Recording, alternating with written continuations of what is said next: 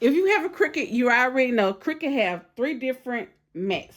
We have a standard grip, a light grip, and a strong grip. A standard grip is what you cut with glitter heat transfer vinyl, iron on heat transfer vinyl, medium cardstock, and etc. The light grip, you can use this like if you cut on printer paper, sticker paper, or thin cardstock. You can also use some thin vinyl too. Now with the strong grip, you cut heavy materials like glitter cardstock or heavy cardstock. Know your mess before you start cutting.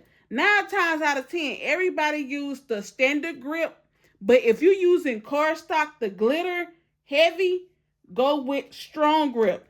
If you use doing sticker paper or copy paper, use the light grip.